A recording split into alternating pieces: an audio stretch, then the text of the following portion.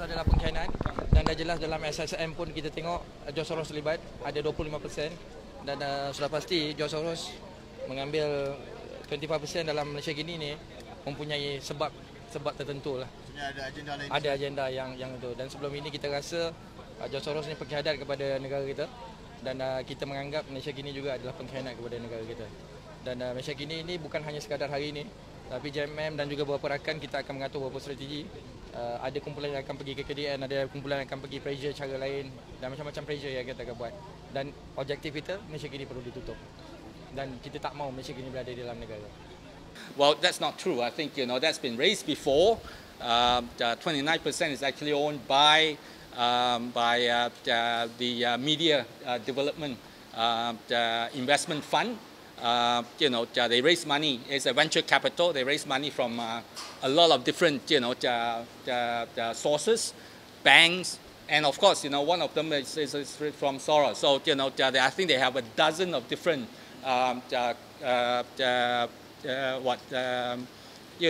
contributors. So, it's not, directly Soros that has a stake in Malaysia Kini.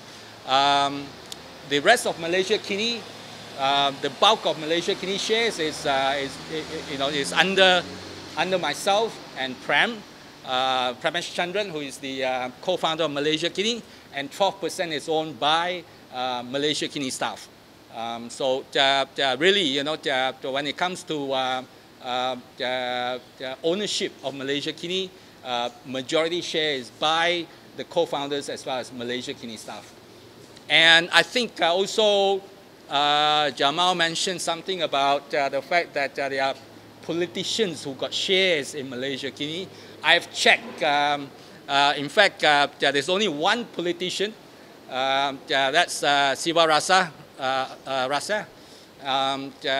He contributed 5,000 ringgit and when he was a lawyer, when he was a human rights lawyer, many years ago. I think about about 14 years ago. So that was 10 years before he decided to run for parliament. And his shares is, I think, is about 0.001%. 0.001%, I think. So it is really minute. As I said, most of the shares are under the co-founders as well as Malaysia Kini staff. You're saying one of the concerns raised by Jamal was that Soros and other foreign influencers had a say in Malaysia Kini's editorial policy. You can ask any of the journalists and the editors who work in Malaysia Kini. Really, even I would find it very hard to control the editorial policy of Malaysia Kini. We do have our, daily meetings, and it is open to all Malaysia Kini journalists and editors. They decide exactly what to report on and what to follow up on. Really, I think I'm just one voice among all the about the 30 or 40 odd individuals in Malaysia Kini. So really, when it comes to outsiders or even Malaysia Kini shareholders having influence on Malaysia Kini editorial policy, that's completely impossible, really.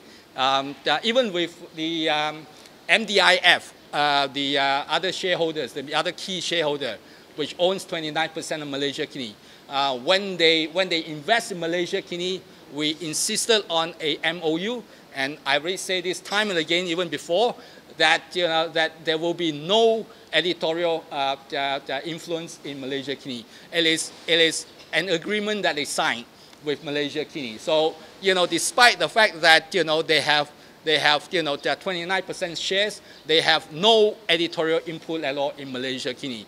All Malaysia Kini decisions are actually made by the staff in Malaysia Kini.